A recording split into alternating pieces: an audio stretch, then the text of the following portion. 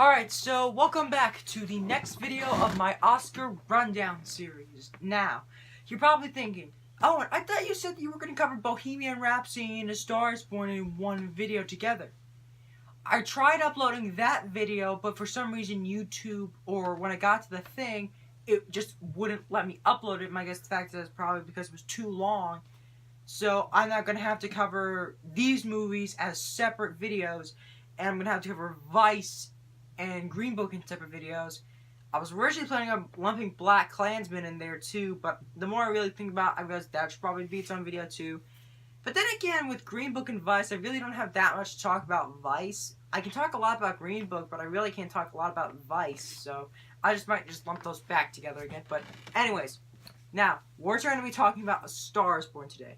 Now, if I'm going to be talking about movies that... Hold on one second, the camera just feels a bit off. Let me just fix that. Okay, go. Now, if we're talking about movies that I think will 100% probably win Best Picture, A Star is Born is probably that. Personally, I hope Black Panther wins because it would hold the title of first superhero film or comic book movie that won Best Picture. But yeah, Star is Born, most probable choice. But anyways.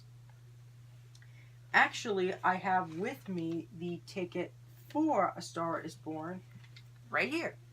And I actually have a very interesting history with this movie because it wasn't until I actually saw a YouTube commercial that I happened to be aware of it. So, first of all, I had no idea what A Star is Born was about. I had no idea that this was even a remake, or third remake actually, of a pre-existing movie from 1937. I wasn't aware of the 1954 Judy Garland version. I wasn't aware of the 1976 Barbara Streisand version. I wasn't aware of the 1937 version, obviously. So I had no idea about this movie until I happened to see an ad for it play before one of my YouTube videos.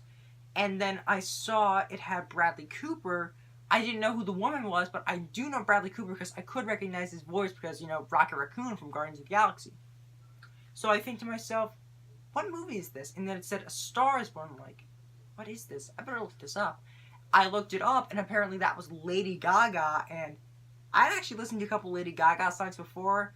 I think she's a good singer. It's just, I don't think the song... I think the songs are good. It's just, I really couldn't remember them all that much because it was so long ago since I heard them.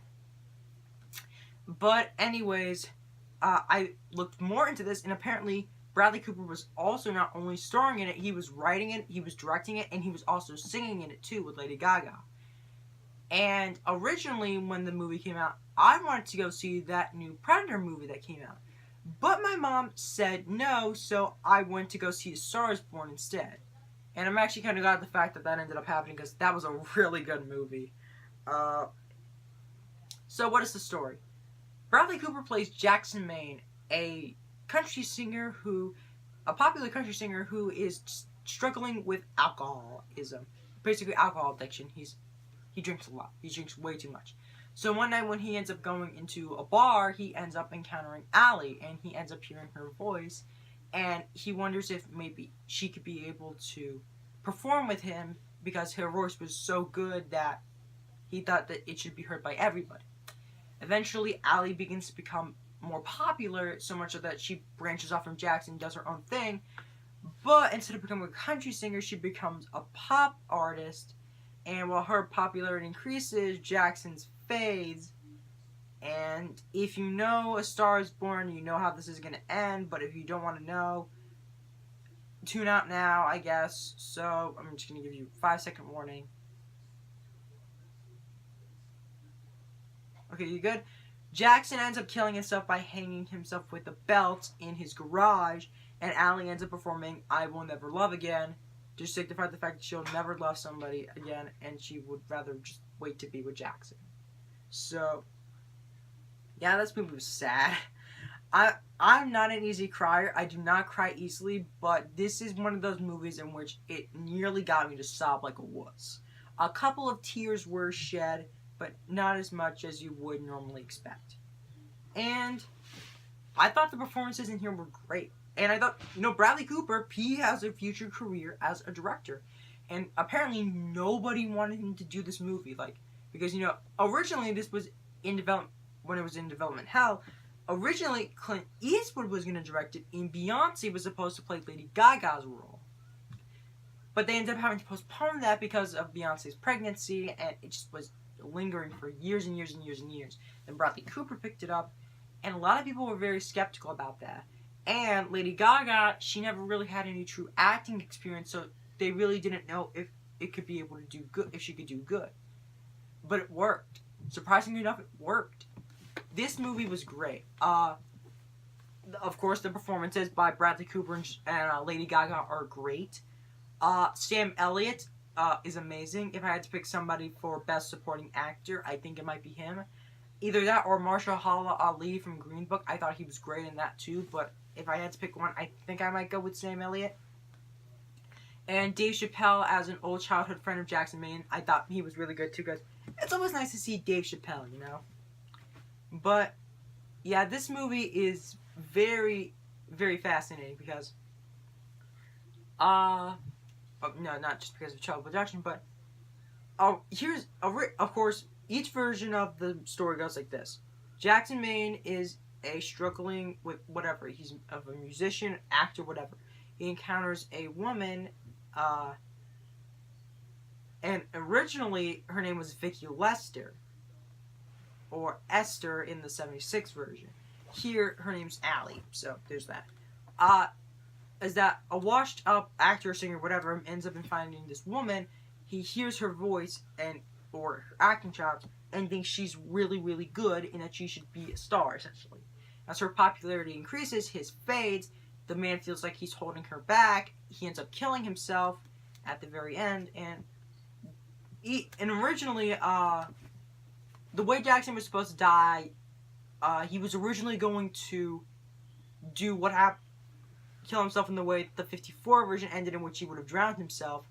Another version would have ended up having him die in a motorcycle crash, similar in the Barbra Streisand version. But they decided to go with this version, and I think this is probably the best one.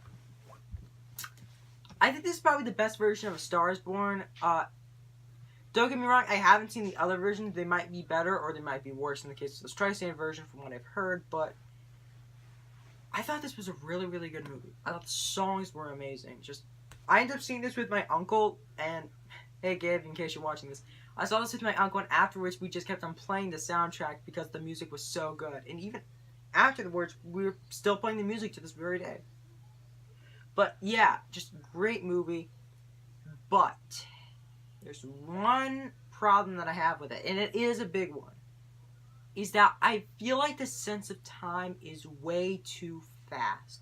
I honestly feel like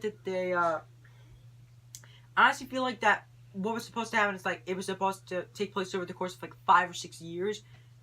In the context of the movie, that was what was going on. But the feeling that I got, only like a year or two had passed. So in the past year or two, Jackson discovers Allie. She becomes a star. They get married. He goes to rehab. We only see him in rehab for a little bit. They said he was in there for like a couple months, but we only see him in there a couple times, like 1 or 2, 3 times. And then eventually Jackson kills himself at the very end, and Allie sings "I'll Never Love Again." That was the one major issue that I had with this movie. But other than that, I thought everything else was great. This is definitely in my top 10 films of 2018, no doubt about that. It's very hard to pick what my 10 favorite films of the year were. If I had to pick my favorite film of that year, it might have to go to Infinity War, because it's Infinity War. But just to quickly name them off the bat, I love Bohemian Rhapsody, Creed 2, love Simon, that was a good movie. I really wanted to see A Quiet Place, but I haven't seen it yet, and Hereditary. I heard those are really, really good. Sorry to Bother You, which, if you've never seen Sorry to Bother You, look more into that. Because it's a very, very fascinating movie. But whatever you do, do not look up what happens in the third act, because something very interesting happens in the third act, but I digress. Black Panther came out in 2018. Green Book came out in 2018 as well. And of course, Into the Spider-Verse. Probably one of the greatest superhero films of all time. But hey, I already did a review of that on my channel already, so you don't need to know any more about that. But yeah. Final score for A Star is Born. I honestly would have to give A Star is Born a 9 out of 10. So tune in next time where I recover Bohemian Rhapsody, for my Oscar Rundown series. And I might end up squeezing in enough free time so I might be able to do like a quick rundown on The Favorite and Roma. I don't know for sure. But yeah, until next time, stay gold.